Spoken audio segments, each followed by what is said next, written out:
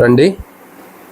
John Rakshit మరి తను ఆహారం తినక మునుపు, మరి తను కూడా మనం ఆహారం పెట్టక మునుపు ఒక మాట చూద్దాం. మార్కు సువార్త 6వ అధ్యాయం. మార్కు సువార్త 6వ అధ్యాయము 42వ వచనము.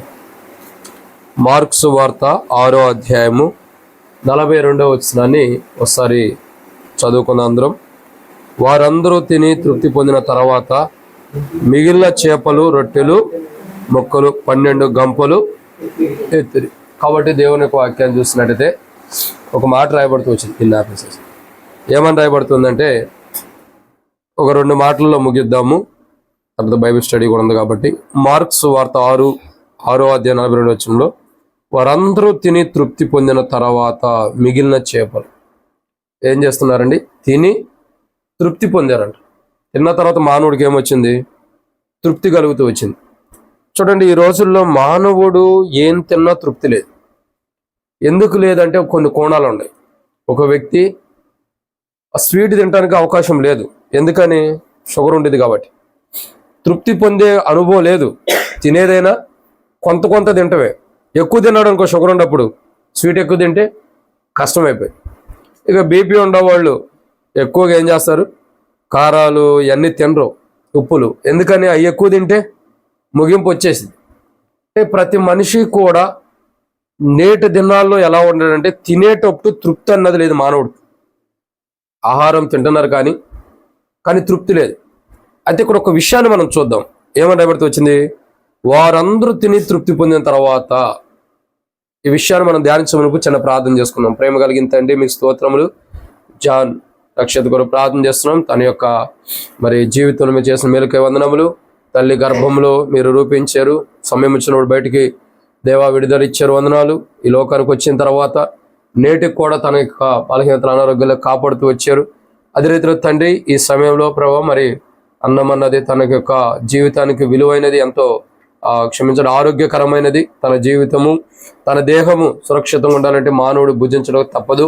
కాడు ప్రభావ భోజనం విషయమై కొన్ని మాట జ్ఞాపకం చేసుకుని తనకు భోజనం పెట్టబోతున్న సహాయం చేయమని, ఈ రోజు నుంచి తాను తినేదంతా కూడా తృప్తి కలిగి ఉన్నట్లు సహాయం చేయమని, మీరే దీవించమని ప్రభువైన యేసుక్రీస్తు నామం పేరటి శ్వాసంతో ప్రార్థిస్తున్నాం తండ్రి, ఆమేన్. కాబట్టి ఇక్కడ రాయబడిన ఒక మాట ఏంటంటే, మార్కు సువార్త మనం చూస్తున్నట్లయితే 6వ అధ్యాయం 42వ వచనంలో వారందరూ తిని తృప్తి పొందిన తర్వాత. కాబట్టి ఏమవుతుంది? తిన్న తర్వాత ఏం పొందారు? తృప్తి పొందుకుంటూ వచ్చారు. ఈ రోజుల్లో మనుషులకు తృప్తి అన్నది లేదు. ఏం లేదు? తృప్తి లేదు. మనం ఎన్ని తిన్నా, ఏం చేసినా, చూడండి, బిర్యానీ తింటాం, తృప్తి ఉండిద్దా? మళ్ళీ రేపు బిర్యానీ చేసినా తింటాం, మళ్ళీ ఎల్లుండి చేసినా తింటాం, తృప్తి అన్నది ఉండదు. ఎందుకని? మానవుడి జీవితం అంతే, తృప్తి లేనటువంటి జీవితం. కానీ ఇక్కడ బైబిల్ రాయబడుతున్న మాట ఏంటంటే, యేసుక్రీస్తు ప్రభువారు ఆశీర్వదించి దీవించి ఆయన ఇచ్చినటువంటి చేపలు కానీ రొట్టెలు కానీ మానవుడు తిన్నప్పుడు ఎలా ఉంది? తృప్తి ఉందంట మానవుడికి. చూడండి, చాలా మంది యొక్క జీవితాల్లో తృప్తి అన్నది లేని అనుభవాల్లో జీవిస్తారు. తింటామే కానీ తృప్తి ఉండదు. ఇంత ముందు చెప్పాం కదా, షుగర్ ఉండేవాళ్ళు స్వీటులు తింటే తృప్తి లేదు. ఇంకా ఎవరన్నా బీపీ ఉండేవాళ్ళు ఈ కారాలు తింటే తృప్తి లేదు, ఉప్పు ఎక్కువ తింటే. ఇంకా చెప్పాలంటే గ్యాస్ ఉండేవాళ్ళు శనగపిండి తింటే తృప్తి ఉండదు. తినాలని కోరుకుంటుంది కానీ తినలేం. ఇవన్నీ ఏంటి? ఊరినే పెట్టారని తింటమే కానీ తృప్తి లేనటువంటి జీవితం. మానవుడు నేడు దినాల్లో తినటానికి తింటున్నాడు కానీ తృప్తి లేదు మానవుడికి. ఎందుకని? చాలా విషయాల్లో మానవుడికి బాధకరమైన ఉండే. లోకంలో కూడా ఒక మాట అంటారు, ఏమండి, ఎన్ని కోటి విద్యలు కూటి కొరక అంటారు. అంటే ఎందుకంటున్నారు? ఎన్ని విద్యలు ఉండే అది తిండి కోసమే తప్పగా దేనికి ఉపయోగపడుతున్నది కాదు. చూడండి, మానవుడు ఎంత ప్రయాసం చేయడు. ఒకడు దొంగతనం చేస్తున్నాడు, అదొక విద్య. ఒకడు అబద్ధం ఆడుతాడు, అదొక విద్యలాగా అయిపోయింది. ఒకడు మోసం చేస్తాడు, అదొక విద్యలాగా అయిపోయింది. ఒకడు కష్టపడి ఏదన్నా సంపాదించుకుంటాడు, అదొక విద్య.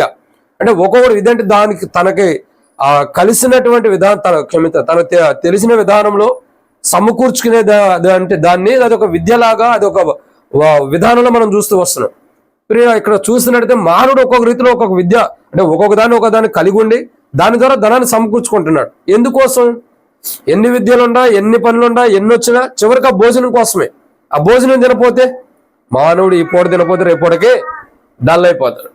అయితే ఇక్కడ విషయం ఏంటంటే, దేవుని యొక్క వాక్యం కానీ మనం చూసే విధానం ఏంటంటే, మనుషుల యొక్క జీవితాల్లో నేడు దినాల్లో ధనం ఎక్కువైనా సమృద్ధిగా భోంచేయలేరు, ధనం తక్కువైనా సమృద్ధిగా భోంచేయలేరు, దరిద్రం ఉండా భోంచేయలేరు, ధనం ఉండా ఐశ్వర్యవంతులైనా భోంచేయలేకపోతున్నారు. ఎందుకని? ఐశ్వర్యవంతులైతేనేమో ఏ టైంలో ఎవడొచ్చినా ఇంటికి దొంగతనంగా వస్తాడో, రేపు పడుకున్నప్పుడు ఎవడు దొంగ, దరిద్రమైన స్థితిలో ఉన్నప్పుడు నాకు తినడానికి లేదా అని అదొక బాధ, లేదా ఏ కష్టాలు ఏ బాధలు బట్టి నా స్థితిని బట్టి నాకు ఏ కష్టాలు వస్తున్నాయి అంటే మానవుడి స్థితి చూడగా భోజనం తినడానికి ఉన్నప్పుడు తృప్తి లేని జీవితాన్ని జీవిస్తున్నాడు. మానవుడి జీవితంలో తృప్తి లేదు. చూడండి, ఎంత భోజనం భుజించినా, ఎంత భోజనం తిన్నా చివరికి మానవుడికి ఏం లేదు, తృప్తి అన్నది లేదు. ఏదో ఒక వెలుతు, తినాలి, తప్పక తినటం తప్పక ఇంకా ఏమి లేదు. ఎందుకు తింటున్నారు? తప్పక తినాలి. అంటే ఈ లోకంలో మనం ఉన్నాం కాబట్టి, శరీరం మీద బాగుండాలి కాబట్టి, మనం ఆరోగ్యంగా ఉండాలి కాబట్టి తింటమే తప్పక తృప్తిగా తినలేకపోతున్నారు నేడు దినాల్లో మానవుడు. ఎందుకు తినలేకపోతున్నారు? సమస్యలు ఉంటున్నాయి, బాధలు ఉంటున్నాయి, దుఃఖాలు ఉంటున్నాయి, బలహీనతలు ఉంటున్నాయి, అనారోగ్యాలు ఉంటున్నాయి, చాలా విషయాలు పెట్టి కూడా మానవుడు తృప్తి లేదు. కానీ ఇక్కడ బైబిల్ ఏమంటుందంటే కనీసం తినే ఆహారమైన దీనికోసం ఎన్నో కష్టపడతావు, దీనికోసం ఎన్నో అబద్ధాలు ఆడతాం, దీనికోసం ఎన్నో తప్పులు చేస్తూ ఉంటాం. అటువంటి దానికోసం ఎంతో ప్రయాసపడి ఆహారం కోసం ఎంత కష్టపడినప్పుడు ఆహారమును కూడా తృప్తిగా భుజించలేకపోతానంట మానవుడు. కానీ యేసు ప్రభు వారు ఇచ్చిన ఆహారము ఎలా ఉంది? 5 రొట్టెలు 2 చేపల్ని ప్రభు ఆశీర్వదించి ఇచ్చినప్పుడు అందరూ తృప్తిగా తిన్నారంట. ఎవ్వరు కూడా నాకు చాలలేదు, నాకు తక్కువైంది, నాకు ఇది బాగాలేదు అంటానికి కూడా లేదు. అందరూ ఎలా తిన్నారు? తృప్తిగా తిన్నారు. అంటే మనస్ఫూర్తిగా. తాను ఎన్ని దినాల నుంచి భోజనం చేసి ఉండకపోవచ్చు, అక్కడ ఉన్నవారు చాలా మంది భోజనానికి దూరంగా ఉండొచ్చు, లేదా భోజనం చేసినా వారి జీవితంలో అటువంటి మాధుర్యాన్ని ఎప్పుడు తినకపోవచ్చు. బైబిల్ ఏమన్నా వచ్చింది? వారందరూ తిని తృప్తి పొందిన తర్వాత ఇంకేమైంది? మిగిలిపోయిందంట. ఏమవుతుందండి? మిగిలిపోయిన అనుభవం. అంటే తృప్తిగా భోజనం చేస్తే సమృద్ధి అన్నది ఇంట్లో ఉంటుంది. కానీ ఇక్కడ ఒక్క విషయాన్ని మనం అర్థం చేసుకున్నట్లయితే వారు తిని తృప్తి పొందారంట. సో భోజనం అన్నది తినటం ఎలాంటిదంటే మనం తృప్తి పొందే విధానంలో భోజనం చేయాలి. కొంతమంది భోజనం చేస్తారు, పనులు ఉంటాయి, బిజీ ఫోన్లు వస్తూ ఉంటాయి, ఏదో త్వరగా తినాలి కదా టయానికని ఒక ముద్ద అట్లా భోజనం చేసేసి గబక్కని వెళ్ళిపోతూ ఉంటాం. తృప్తి ఉండదు. ఒకసారి మనం అంటాం, ఏరా ఎందుకురా ఇంత కష్టపడుతున్నావు, సరిగా టయానికి అన్నం తినలేకపోయినా, లేదంటే ఇంకా చూసినట్టయితే చక్కగా నువ్వు కూర్చొని మనశ్శాంతికి అన్నం తినలేనప్పుడు ఎందుకు ఈ పనులని మనం అంటాం. ఏమంటాం? ఎందుకు ఈ పనులని అంటాం. అంటే అర్థం ఏంటి? మానవుడికి తృప్తి లేదు. తింటున్నాడే కానీ తృప్తి లేదు మానవుడికి. అంటే ఆ మానవుడి యొక్క జీవితంలో మానవుడికి సంతోషం లేదు. తిన్న ఆహారం దేహానికి ఇమిడేటట్టు కూడా లేదు. కాబట్టి యేసుక్రీస్తు ప్రభువారు ఇచ్చినటువంటి భోజనము, యేసుక్రీస్తు ప్రభువారు ఏదైతే భోజనం అంటే ఆశీర్వదించి ఏవైతే రొట్టెల్ని చేపలు ఆశీర్వదించి ఇచ్చాడో, 2 రొట్టెలు 5 చేపలు అనేక మందికి 5,000 మంది పంచబడినాయి. ఇంకా మిగిలిన అంట 12 గంపలు మిగిలినాయి అంట. అంటే ఏంటి? ఆయన ఇచ్చిన ఆహారం తిన్న తర్వాత కూడా ఇంకా మిగిలిపోయి. అయితే ఇక్కడ విషయం ఏంటంటే ప్రజలు తిని ఏం చేశారు? తృప్తి పొందారు. ఈ రోజుల్లో భోజనం భుజించుతున్నాం కానీ తృప్తి లేనటువంటి జీవితాలు, పని చేస్తున్నాం కానీ ధనం సంపాదించుకుంటున్నాం కానీ తృప్తి లేనటువంటి జీవితాలు. అప్పుడప్పుడు మార్కు స్టేటస్ పెడతాడు డబ్బుల గురించి, అట్లా వస్తే అట్ట అయిపోతాయి అంట. అవును కదా? 1వ తారీఖు 2వ తారీఖు వస్తే 3-4 తారీఖులు చూస్తే మళ్ళీ బ్యాంక్ బ్యాలెన్స్ నిల్ అయిపోతాయి. నేను ఎప్పుడో ఒకసారి చూసా, ఇట్టా వస్తే ఇట్టా పోతాయి అంట. అయ్యే పెడతా ఉంటాం స్టేటస్లు ఎక్కువ శాతం. అర్థమైందండి? ఎందుకని? తృప్తి లేదు. నెలల్లో ఎదురు చూస్తాం, 31వ తారీఖు ఎప్పుడు వచ్చిందిరా, నెల అయిపోయిద్దని. నెల అయిపోయిన తర్వాత జీతం ఎప్పుడు వచ్చిందని ఎదురు చూస్తాం 2 రోజులు. ఆ వచ్చేగానే ఆ డబ్బులు రాగానే చూసుకుంటాం. తృప్తి లేదు. వెనకాల కట్టాల్సినవి ఉంటాయి, ఏదో ఒకటి ఉంటాయి, ఇక వాటికి వెళ్ళిపోతా ఉంటాయి. ఏమనుకుంటాం? ఈ నెలల్లా కష్టపడ్డా కానీ ఉపయోగం ఏముంది? కనీసం ఇంట్లో కూడా తెచ్చుకుని తినడానికి కూడా లేదు, వచ్చినాయి వెళ్ళిపోయినాయి, ఇంకెందుకు ఈ జీవితం అని అనిపించింది. అంటే తృప్తి లేదు. సంపాదిస్తున్నాం, తృప్తి లేదు. పని చేస్తున్నాము, ఆయా కోణాలు ఆయా ప్రదేశాల్లో జాబ్ చేస్తూ వస్తాం. ఎందుకు చేస్తాం? మనం ఏదో చెయ్యాలి, కుటుంబాన్ని పోషించుకోవాలని చేయడం తప్ప ఇష్టంగా చేయలేం. అది తృప్తి లేదని అర్థం. ఇష్టంగా జాబ్ చేయలేనప్పుడు అది తృప్తి లేదని అర్థం. వచ్చిన దాన్ని సరైన విధానంలో ధనం కాపాడుకోలేకపోతున్నాం కానీ అది తృప్తి లేదు. వచ్చిన ధనం వల్ల తృప్తి లేదు, చేసే జాబ్ వల్ల తృప్తి లేదు, తినే అన్నం వల్ల కూడా తృప్తి లేదు మానవుడికి. మరి ఇంకేంటి? మానవుడు తృప్తిగా ఉండాలంటే బైబిల్ చెప్తున్న మాట మత్తయి సువార్త 6వ అధ్యాయం 42వ వచనంలో, ఆయన దగ్గరకు వచ్చిన వారందరూ ఏమయ్యారు? యేసు ప్రభు వారి దగ్గరికి వచ్చిన ప్రతి ఒక్కరు 5,000 మంది యేసు ప్రభు దగ్గరికి వస్తే 5 రొట్టెలు 2 చేపలను ఆశీర్వదించి 5,000 మంది సరిపోయేటట్టు పెట్టారు. అవి ఆశీర్వదించబడి చూడండి, మానవుడికి తృప్తి కలిగిన జీవితం ఉండాలంటే యేసు ప్రభు దగ్గరికి రావాలి. ఆయన దగ్గరికి వచ్చినప్పుడు నేను నా జీవితంలో తృప్తి లేనటువంటి జీవితాన్ని నేను జీవించాను. జాబ్ చేసేవాడిని 2008లో టాటా కంపెనీలో జాబ్ చేసేటప్పుడు అట్లా శాలరీ వచ్చేది, ఇట్లా అయిపోయేది, తృప్తి ఉండేది కాదు. దానికోసం ఎదురు చూస్తూ ఉండేవాడిని, అయిపోయేది, సంతోషం ఉండేది కాదు. జాబ్ చేసేటప్పుడు సంతోషం లేదు, తృప్తి లేదు, తినడానికి చక్కగా కూడా తినడానికి ఆరోగ్యంగా తినేవాళ్ళం కాదు. ఎదురు పడిగాపులు ఉండేవి. పడిగాపులు ఉన్నప్పుడు శాలరీ రాగానే ఆ బావొచ్చి హోటల్కి వెళ్ళి ఓ బిర్యానీ సంతోషంగా తినేవాళ్ళం. ఆ తెల్లారికే ఉండేవి కాదు, తృప్తి ఉండేది కాదు. మానవుడు దేంట్లో మానవుడు నాకు ఒకనొకప్పుడు తృప్తి లేదు, సంతోషం లేదు, సమృద్ధి అన్న ఆలోచన నాలో లేదు. ఎప్పుడైతే డిసెంబర్ 18, 2011లో యేసు ప్రభుని నమ్మానో అప్పుడు నా జీవితంలో తృప్తి ఉంది. అప్పటి నుంచి నా జీవితం మార్చబడింది. అప్పటి నుండి నా జీవితంలో ప్రతి దాని విషయంలో ఒక తృప్తి, ఒక సంతోషం, ఒక ఆనందం అనేది నా జీవితానికి వచ్చింది. ప్రియులారా, ఎందుకంటే 5,000 మంది బహుశా అంతమంది భోజనాలు కానీ ఇంటికాడ ఏం తిన్నా, రొట్టెలు తిన్నా, ఏం తిన్నా తృప్తి లేకపో ఉండొచ్చు. 5,000 మందికి కూడా అంతకుముందు ఏది తిన్నా తృప్తి లేకుండా ఉండొచ్చు. కానీ ఇప్పుడు ఏమైంది, 5,000 మందికి తృప్తి అన్నది వచ్చేసింది. వాళ్ళు భోంచేస్తే వాళ్ళ జీవితానికి తృప్తి వచ్చింది. ఇక్కడ ఒక మాట చెప్పేది ఏంటంటే, అంతకుముందు వారి జీవితాలు ఎలా ఉండా, ఇప్పుడు ప్రభువు పెట్టిన భోజనం తిన్నప్పుడు వారి జీవితాలు ఏముంది, తృప్తి కలిగి ఉన్నారు. కాబట్టి ఈ యొక్క జాన్ రక్షిత్ అనే బాబు తన జీవితంలో ఇప్పటివరకు తల్లి పాల చేత తృప్తి పొందుతూ వచ్చాడు. తల్లి పాల చేత తృప్తి పొందుతూ వచ్చాడు. ఇక ఇప్పటి నుండి దేని ద్వారా తృప్తి పొందబోతున్నాడు, ఆహారం. ఇప్పటి వరకు మనం ఏదైతే తింటూ వచ్చామో, నిజంగా చూడండి, ఆయన పుట్టిన తర్వాత కూడా మనం తొట్లోనూ వేసేటప్పుడు కూడా ఫంక్షన్ చేసాం. అప్పుడు చికెన్ ముక్కలు తినగలిగాడా, లేదు. అప్పుడు ఆ రుచి చూడలేకపోయాడు, చూసాడా, లేదు. పాపం వాళ్ళ మమ్మీ తింటాం, వాళ్ళ మమ్మీ ద్వారా ఈయనకి వెళ్ళటమే ఆ రుచి ఏదన్నా ఉండ, అంతే కదా, లేదు కదా. జాన్ రక్షత్ బాబు బాగున్నావా, మంచాడు, చక్కగా నవ్వుతాడు ఎప్పుడు చూసినా. కాబట్టి తృప్తి అక్కడ తినగలిగాడా, లేదు. తర్వాత ఇంకా మనం ఏం చేసుకుంటూ వెళ్ళినా ఇంట్లో ఎన్ని వండుకున్నా, ఆయన పుట్టిన కాడి నుంచి ఎన్నిసార్లు చికెన్ వండుకోవాలా, ఎన్నిసార్లు మటన్ వండుకోవాలా, ఎన్ని బిర్యానీలు చేసుకు తినలా, అన్నా కానీ ఆయన తినగలిగాడా, లేదు. ఇప్పుడు తినడానికి స్టార్ట్ అయిపోయాడు. ఇక ఆయన ఎప్పుడో తినాల్సిన మీరే ఆపేశారు కదా. 3 నెలల నుంచి ఆపేశారు నిన్ను తింటా. ఇక నువ్వు తినకోకుండా ఉంటానికి, నేను తింటా కదా, నువ్వు తినకోకుండా ఉంటానికి. పళ్ళు తెచ్చేసుకున్నాడంట, పళ్ళు కూడా వచ్చేసినట్టు ఇప్పుడే. పళ్ళు రాకముందే తినాల్సిన వాళ్ళు పళ్ళు వచ్చిన తర్వాత తింటున్నాడే. సరే, మంచిదైతే ఇప్పుడు ముక్కలు డక్కలు అన్ని కూడా నవ్వులేస్తాడేమో, దేవునికి అబ్బు బాటిల్నే నవ్వులేస్తున్నాడు. మార్క్ ఇది అయిన తర్వాత చికెన్ బిర్యానీ తెచ్చిపెట్టు, 2 ముక్కలు తింటాడు. సరే, దేవునికి వందనాలు. కాబట్టి తిని తృప్తి, ఇప్పుడు వరకు తల్లి పాల చేత తృప్తి పొందాడు. ఇప్పటి నుండి ఏదైతే ఆహారం ఉందో ప్రభువు అనుమతిస్తూ వస్తున్నాడో, ఈ ఆహారం ద్వారా ఇక నుండి తిని తృప్తి పొందబోతున్నాడు. తన జీవితాల్లో ఇక తిన్న ఆహారం బట్టి తను ఏమవుతాడు, తృప్తి పొందుతాడు. చూడండి, ఈ ఆహారం విషయంలో నేను కూడా, నాకు కూడా 3 పిల్లలు కాబట్టి నేను కూడా చూడగలుగుతున్నాను. పిల్లలకి తృప్తి ఎప్పుడు వచ్చిందంటే తల్లిదండ్రులు సంతోషంగా పెట్టినప్పుడు. తల్లి ఏం చేస్తుంది, సిస్టర్ అయితే వాళ్ళు వద్దు అన్నమంటారు, అయినా కానీ ఆమె ఎట్లయినా సరే పెట్టేస్తా ఉండి వాళ్ళ కై చూపించి ఈ చూపించి అట్టగొట్ట ముగ్గురికి చక్క భోజనం పెట్టింది. ఎందుకు, వాళ్ళు ఎప్పుడైతే తృప్తిగా తింటారో ఇక అప్పుడు దాని గురించి ఆలోచించరు. ఇక వద్దంటారు. ఇక వద్దన్నారంటే ఇక వాళ్ళు తినగా వద్దన్నారంటే ఇక తృప్తి పొందారని అర్థం. కాబట్టి మీరు కూడా పొరపాటున మొదటే వద్దన్నారంటే వద్దన్నాళ్ళని వదిలేవాకండి, సమృద్ధిగా పెట్టండి. కాబట్టి తన జీవితంలో ఇప్పటివరకు తల్లి పాల చేత తృప్తి పొందాడు. ఇప్పటి నుండి తన దేహము జీవించడం కొరకు అవసరమైన ఈ భౌతికమైన ఆహారం తిని తాను తృప్తి పొందే విధానంలో ఇప్పుడు నీ తల్లిదండ్రులు కూడా ఏం చేయాలా, తాను తృప్తి పొందినంతగా ఆహారం పెట్టాలి. అయితే ఇది తన గురించి. మరి మన జీవితాల్లో మనం కూడా ఆత్మీయ ఆహారాన్ని భుజించినప్పుడు తృప్తి కలిగి ఉంటాం. క్రైస్తవ జీవితంలో ఏమవుతాము, క్రైస్తవ జీవితంలో తృప్తి కలిగి ఉంటాం. మనం ఆత్మీయ ఆహారాన్ని భుజించాలి ఎక్కువ. దేవుని మందిరానికి వెళ్ళి దేవుని సన్నిధిలో కూర్చుని దేవుని వాక్యాన్ని ఎక్కువగా మనం భుజించాలి. దేవుని మాటలు ఎక్కువగా భుజించాలి.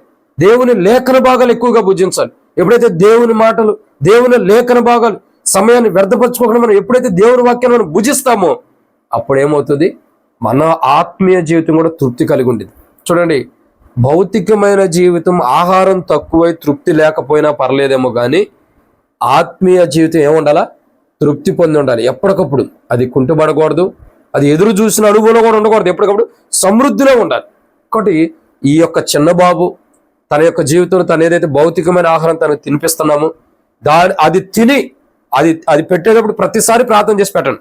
కానీ దాని ద్వారా ఆశీర్వదించబడింది. ఆనాడు 5,000 మంది ఎలా తృప్తి పొందారో, మీరు పెట్టే ఆహారం అది కారమైనా గడ్డలైనా ఏదైనా సరే, కారం గడ్డలని సహజంగా అంటారు కదా, ఏది పెట్టినా గడ్డలంటే గడ్డలు తెచ్చి పెట్టవాకండి, ఏది పెట్టినా తృప్తిగా ఉండేది. ప్రార్థన చేసి పెడితే తృప్తి ఉండేది. మరి పెద్దవారమైన మనం ఏం చేయాలి? ఆత్మీయ ఆహారాన్ని భుజించాలి తృప్తి కలిగి. మనం ఆత్మీయ ఆహారాన్ని నోటు చేసుకోకూడదు. భౌతికమైన ఆహారం మన దేహానికి ఎంత అవసరమని మనం టయానికి తింటున్నామో, ఆత్మీయ ఆహారం కూడా అలాగూ ప్రతిరోజు, ప్రతి ఉదయం, ప్రతి రాత్రి, ప్రతి మధ్యాహ్నం దేవుని వాక్యాన్ని మనం భుజించాలి. ప్రతిరోజు చదవాలి దేవుని వాక్యం, దేవుని మాట చదువుకోవాలి. ఎప్పుడైతే దేవుని మాటలు మనం భుజిస్తామో, చూడండి, మార్నింగ్ టిఫిన్ తినపోతే మధ్యాహ్నానికి ఎలా ఉండిద్ది? కొద్దిగా బాడీ బలహీనంగా ఉండేది. మధ్యాహ్నం కూడా భోజనం తినకుండా రాత్రి తింటే ఇంకొద్ది బలహీనంగా ఉండేది. అసలు రాత్రి కూడా తినకపోతే ఇంకా మనిషి నీరసం వచ్చిపోతాడు. అంటే భౌతికమైన దేహము ఇన్ని పొద్దున పూట తినకపోతే మధ్యాహ్నం కొద్దిగా బలహీనత వచ్చింది, మధ్యాహ్నం తినకపోతే సాయంత్రానికి ఇంకొద్ది బలహీనం అయిపోతాం, నైట్కి వచ్చేసరికి నీరసం అయిపోయి ఇంకా కొద్ది బలహీనం అయిపోతాం పూర్తిగా. మరి భౌతికమైన ఆహారం తినకపోతేనే మనం ఎట్లా ఉంటే, ఆత్మీయ ఆహారం దినదినము దేవుని వాక్యాన్ని మనం భుజించినప్పుడు మన ఆత్మ ఎలా ఉండబోతుందో ఆలోచించాలి. ఎన్ని రోజులు అవుతుంది మనం భోంచేసే ఆత్మీయ స్థితి? ప్రతిరోజు ఉదయం బైబిల్ చదువుతాం, పాత నిబంధన, మధ్యాహ్నం సామెతలు, రాత్రి దేవుని వాక్యం, కొత్త నిబంధన, ఇలా మనం చదువుకుని దేవుని వాక్యం వింటూ వస్తే, దేవుని మాటలు వింటూ వస్తే మన ఆత్మ ఏమవుతుంది? ఎప్పటికి కూడా జీవిస్తూ ఉండేది, అలసిపోదు, సమస్యల అనుభవం ఉండదు. అదే మనం అలా భుజించినప్పుడు, అంటే అట్లా ప్రార్థన జీవితం కానీ, మమ్మారు ప్రార్థన చేసే అనుభవం లేకుండా, వాక్యం చదివే అనుభవం లేకపోయినా, ప్రార్థన చేసే అనుభవం లేకపోయినా, వాక్యం చదివే అనుభవం లేకపోయినా, మన జీవితంలో, మన ఆత్మలో ఏమవుతాయి? తృప్తి ఉండదు మన ఆత్మకి. ఇదిగో చూడండి ప్రియులారా, ఒక మాట చెప్పి నేను ముగిస్తా. ఈ లోకంలో ఒక ధనవంతుడు ఉన్నాడు, ఎంతో కోటేశ్వరుడు, చాలా ధనవంతుడు. అతనికి చాలా మంది సహోదరులు కూడా ఉంటూ వచ్చాడు. ఓ రోజు ఈ ధనవంతుడు చనిపోయాడు. చనిపోయిన తర్వాత నరకంలోకి వెళ్ళి కాలిపోతున్నప్పుడు ఒక వ్యక్తిని చూసి ఒక నీతిమంతుడైన వ్యక్తిని చూసి, అయ్యా, నీ కుడివైపున ఒక వ్యక్తి ఉన్నాడు, లాజర్ అనే వ్యక్తి, అతని యొక్క బొటన వేలు తీసుకొచ్చి నీటిలో ముంచి నా నాలుక మీద ఒక చుక్క నీటి బొట్టే అంటున్నాడు. ఎందుకంటున్నాడు తెలుసా? ఎందుకంటున్నాడంటే, ఈ లోకంలో తన దేహానికి తృప్తి కలిగిన విధాల్లో భోంచేసి ఉంటాడేమో కానీ, ధనవంతుడు అంటే తృప్తిగా తినుండొచ్చు, కానీ తన ఆత్మకి తృప్తి లేదు. తన ఆత్మీయ జీవితాన్ని కాపాడుకోలేకపోయాడు. మనుషుడు అంటాడు చనిపోయిన తర్వాత దేవుడు చూస్తాడని. రేపటి గురించి ఈ రోజు ఎందుకు మనం భోజనం తెచ్చుకోవడం, వంటలు ఏమంటారు, కూరగాయలు తెచ్చుకోవడం దేనికి, బియ్యం తెచ్చుకోవడం దేనికి, ఇవన్నీ దేనికి? రేపటి కొరకు. రేపు మనం ఉంటామో లేదు తెలియదు, కానీ రేపు అన్నది మనం తినడం కోసం మనం తెచ్చుకుంటాం. మానవుడు ఈ లోకం విడిచిన తర్వాత కూడా ఆత్మ అన్నది ఒకటి ఉంది. అది దేవుని దగ్గరికి వెళ్ళినప్పుడు దేవుని సన్నిధిలో తీర్పు పొందకూడదు, నరకానికి వెళ్ళకూడదు. అంటే ఆ నరకంలో ధనవంతుడు కాలిపోతున్నాడు. భౌతికమైన ఆహారం మీద మనసు పెట్టాడు కానీ ఆత్మీయ ఆహారం మీద మనసు పెట్టలేదు. కాబట్టి భౌతికమైన దేహాన్ని తృప్తి పొందేటట్టు చేసుకున్నాడు, కానీ ఆత్మ తృప్తి కలిగిన జీవితాన్ని తను జీవించలేకపోతూ వచ్చాడు. తద్వారా నష్టపోతున్నాడు. అయితే ప్రియులారా, వచ్చిన మనం అలా ఉండకూడదు. మనం ఏం చేయాలా? ఈ చంటి బాబుకి భోజనం తినిపెడుతున్నాం. తాను ఎలా ఉండాలి? తినిపెట్టేటప్పుడు తాను తృప్తి కలిగినంతగా మనం పెట్టాలా, తాను కూడా తృప్తి పొందాలి. అలాగే అప్పుడు మనకేమైంది? తల్లిదండ్రులుగా మనకు సంతోషం ఉండేది. మనం కూడా ఆత్మీయ ఆహారాన్ని ప్రతిరోజు భుజించినప్పుడు, మమ్మారు ప్రార్థన, మమ్మారు దేవుని వాక్యం చదువుకున్నప్పుడు పరలోకపు తండ్రికి కూడా సంతోషం ఉండేది. మన పిల్లలు కడుపు నిండా అన్నది తింటే మన సంతోషం. మనం ఆత్మీయంగా ప్రార్థనా జీవితం కానీ, వాక్యం కానీ చదువుకుంటూ ఉంటే మన పరలోకపు తండ్రికి కూడా సంతోషం ఉంది. కాబట్టి అట్టి సంతోషం మనం పొందాలంటే మనం మన జీవితంలో ఉన్న పొరపాట్లు, తప్పిదములు, పాపాలు ఒప్పుకోవాలా. ప్రభా, ఈ రోజు నుంచి నేను నీ బిడ్డగా చేసుకుని నీ ఆత్మీయ ఆహారం నాకు వాటి ద్వారా నా ఆత్మను జీవింపజేసుకోవాలనుకోవాలి. కాబట్టి భౌతికమైన ఆహారం తింటున్న ఈ బిడ్డ ఎప్పటికీ తృప్తి పొందినటువంటి జీవితాన్ని తిని తృప్తి పొందాలా. మనం కూడా ఆత్మీయులు కూడా, మనం కూడా దేవుని వాక్యాన్ని, ప్రార్థన జీవితం ద్వారా ఎప్పటికీ తృప్తి పొందే క్రైస్తవ జీవితాన్ని దేవుడు మనకని. ఇంకో విషయం ఉంది ఇక్కడ మార్కు చెప్పాలి. తిన్న తర్వాత ఏమైనా 12 గంపలు మిగిలినాయి అంట. తిన్న తర్వాత తృప్తి కలిగినంత తిన్నారు. ఈ దినాలు అంటే ఎక్కువ తినలేం, కొద్ది తింటే గ్యాస్, తక్కువ తింటేనే నీరసం. పూర్వ దినాలు అలాగా కడుపు నిండా తినేవాడు, కడుపు నిండా అరాయించుకునేవాడు. కాబట్టి ఏమవుతొచ్చింది? ఎంత తిన్నా అంత తిన్న తర్వాత ఇంకా దరిదాపు 12 గంపలు మిగులుతూ వచ్చినాయి.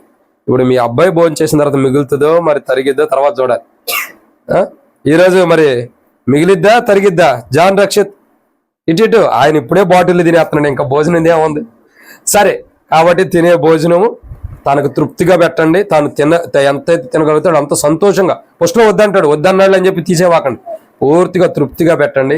ఒకరోజు తన జీవితంలో ఆత్మీయ ఆహారాన్ని కూడా తాను తను ఊహ వచ్చిన తర్వాత ప్రభువుని ఎరిగి ఆ ఆత్మీయ ఆహారాన్ని కూడా తాను ప్రభు అయిన యేసుక్రీస్తు ప్రభు యొక్క దేహము ఆయన రక్తమును కూడా భుజించే అనుభవంలోకి బిడ్డను ప్రభు తీసుకొచ్చినట్లు, ప్రభు ఈ కుటుంబాన్ని కూడా అట్టు అనుభవం తీసుకొచ్చినట్లు, ఇక్కడ చేరవచ్చిన వారందరూ కూడా అనుభవం తీసుకొచ్చినట్లు ప్రభు సహాయం చేయను గాక. ఆమేన్. ప్రార్థన చేస్తాం. ప్రార్థన. పరిశుద్ధుడు అయిన తండ్రి, ప్రేమ కలిగిన దేవా, మీకు స్తోత్రములు. మీరు ఇచ్చిన ఈ సమయానికై వందనములు. మీ దాసుడు మా ప్రియ సహోదరుడు దేవా సహోదరుడు మార్కును బట్టి వందనములు. అదే రీతిలో సహోదరి స్వాతిని బట్టి స్తోత్రములు. అదే రీతిలో ప్రభు వీర సామన్న, అదే రీతిలో కృష్ణమక్కను బట్టి వందనములు. మీరు కుటుంబాన్ని ప్రేమించి వారికి ఇచ్చిన మరి సోదరుడు మార్కు స్వాతికి వారికి ఇచ్చిన బహుమానాన్ని, సోదరుని బట్టి వందనములు, వారికి ఇచ్చిన బహుమానాన్ని బట్టి స్తోత్రములు. బాబుని బహుమానంగా ఇచ్చారు, గర్భఫలం బహుమానం ఇచ్చారు, మీకు స్తోత్రం. ఈ బాబు ప్రభా గత దినాల్లో ఎన్నో కోణాల్లో ప్రభు మరి తల్లి గర్భంలోని మీరు మీ ద్వారా కాపాడబడ్డాడు. బయటకు విడుదల వచ్చిన తర్వాత కూడా అనేక కోణాల్లో కాపాడబడుతూ వచ్చాడు. వీటన్నిటిని బట్టి మీకు స్తోత్రములు. ఈ బిడ్డ ప్రభు మరి ఇప్పటి వరకు కూడా తల్లి పాల చేత మరి ఆ బిడ్డ పోషించబడి తృప్తి పొందుతూ వచ్చాడు, తాగి తల్లి పాలు తాగి. ఇప్పటి నుండి భౌతికమైన ఆహారం కూడా తనకు ప్రభు మరి పెడుతుండగా ఈ ఆహారం వల్ల కూడా తను తిని తృప్తి పొందేటట్టు మీరే సహాయం చేయమని బిడ్డను కూడా దీవించి ఆశీర్వదించమని ప్రార్థిస్తూ, ఈ యొక్క తినేటటువంటి ఆహారం విషయమై ఏదైతే వర్తమానం బోధించబడిందో దాని ప్రకారం తాను ఆహారం తినే తృప్తి కలిగి ఉండాలా. మాకు కూడా భౌతికమైన ఆహారం కాకుండా ఆత్మీయ ఆహారం కూడా మేము ఆత్మీయులుగా మేము సిద్ధపరచబడినప్పుడు ఆత్మీయ ఆహారాన్ని కూడా సమృద్ధిగా తినాలి. ప్రతి ఉదయం, ప్రతి మధ్యాహ్నం, ప్రతి రాత్రి ప్రార్థన, వాక్యము 3 పూట్ల ప్రభావ వాటి యందు మేము జీవించేవారుగా, వాటిలో కలిగి ఉండేవారుగా సిద్ధపరచండి. తద్వారా మా ఆత్మ కూడా తృప్తి కలిగి ఉంటుంది. అట్టి తృప్తి కలిగిన జీవితం మాకును ఇక్కడ చేరొచ్చిన వారికి, ఆత్మీయులకి, లేని వారికి కూడా ఆత్మీయ జీవితం లేని వారికి కూడా దయచేసి మా ఆత్మలు తృప్తిగా ఉండినట్లు, అదే రీతిలో మీరు సంతోషించినట్లు ఈ బిడ్డ ఆ సంతోషంగా ఆహారం తిని తృప్తి పొందేతడం ద్వారా తల్లిదండ్రులు ఎట్లా సంతోషిస్తారు అట్లు మా ఆత్మ కూడా తృప్తి కలిగిన విధంగా ప్రార్థన, వాక్య పెరుగులు మేము కూడా ప్రార్థన చేసి వాక్యాన్ని చదువుకున్నప్పుడు మా ఆత్మ కూడా తృప్తి కలిగి ఉండాలి. అట్టి జీవితాన్ని మీరు చూసి కూడా సంతోషిస్తారు. కాబట్టి ప్రభా మిమ్మల్ని సంతోషింపజేసే జీవితం మాకును, ఈ బిడ్డకి తల్లిదండ్రులను సంతోషింపజేసే జీవితం, దేవుని సంతోషింపజేసే జీవితం, అలాగా తాను తినే ఆహారం కూడా సంతృప్తిగా తనకు మంచిగా దేవా మరి తృప్తి పొందే విధానంలో తను భోజించినట్లు కూడా సహాయం చేయమని, ఏ ఆహారం తినేటప్పుడు ఏ బలహీనతలే ఏవి కూడా లేకుండా, ఏవి విషయంతో కూడా అపవిత్రమైన తన నోటికి రాకుండా వస్తున్న వాటిని పరిశుద్ధపరిచి తాను భుజించే ప్రతిదీ ఫుడ్ పాయిజన్ కూడా కాకుండా మీరే కాపాడి ఆరోగ్యవంతులుగా చేయమని, తింటుండగా శక్తిని బలాన్ని కూడా దయచేయమని ప్రభువైన యేసుక్రీస్తు నామం పేరిట శ్వాసంతో ప్రార్థించి స్తుతించి అడిగి పెట్టుకుంటున్నాం తండ్రి. ఆమేన్. తొట్టెలు కూడా మనల్ని కాపాట్టుకును, తన మహిమ ఎదుట మహానందంతో నిర్దోషి నిలబెట్టుకును శక్తి గల మన రక్షకుడైన ప్రభువైన యేసుక్రీస్తు ప్రభు యొక్క కృపయు ప్రేమ సమాధానంను ఇప్పుడు ఇక్కడ చేరిన వారికి సారథి సంఘానికి, ప్రాముఖ్యంగా ఈ రోజు నుండి ఆహారం భుజించబోతున్నటువంటి బిడ్డ మరి జాన్ రక్షతకిని, మరి కుటుంబానికి జానుకి, అదే రీతిలో సహోదరుడు మార్కు స్వాతికిని, అదే రీతిలో వీర సామాన్యకి, కృష్ణమక్క కుటుంబాలకి సదాకాలం వారి కుమార్తె గర్భఫలం ఇవ్వటన్నట్లు, గర్భఫలం కూడా దేవుని కృపలో ఇచ్చినట్లు కూడా దేవుని కృపా మహిమేశం తోడే నడిపించును గాక. ఆమేన్.